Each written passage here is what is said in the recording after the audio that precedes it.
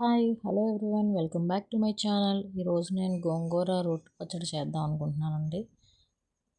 First గోంగూర రోటి పచ్చడికి ఒక కడాయి తీసుకుందాము. ఒక 2 టేబుల్ స్పూన్ ఆయిల్ వేసుకుందాము.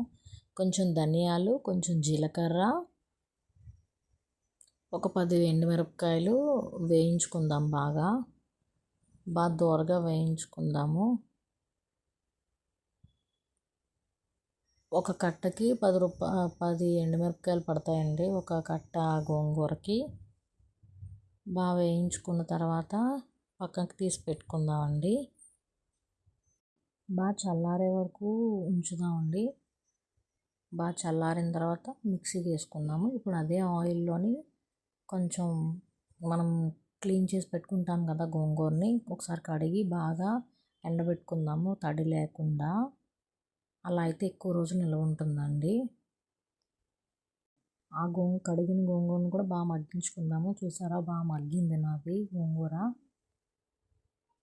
ఇప్పుడు చల్లారుతాయి కదండి, అవన్నీ వేగించుకున్నవన్నీ కూడా మనం మిక్సీ చేసుకుందాము.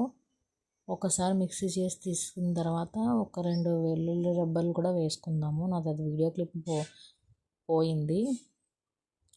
కొంచెం సాల్ట్ వేసుకొని మిక్సీ చేసుకుందాము. ఈ వేగిన గోంగూర ఉంటుంది కదా, రోట్లో కొంచెం బాగా దంచుకొని పక్కన పెట్టుకుందామండి. ఇప్పుడు తాలింపు వేసుకుందాము. ఆవాలు, వెల్లుల్లి తొక్క తీసినవి, ఒక ఎండుమిర్చి వేసుకొని బాగా వేయించుకుందాము. ఇది నేను రోట్లో చేసింది కూడా వీడియో క్లిప్ మిస్ అయిందండి. ఇప్పుడు ఈ రెండింటిని కలిపి మిక్సీ చేసుకున్న దాన్ని ఈ గోంగూర రోట్లో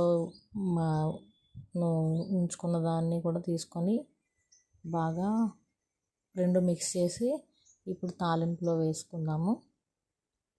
ఇది చాలా బాగుంటుందండి, వేడివేడి అన్నంలోకి చాలా బాగుంటుంది అసలు.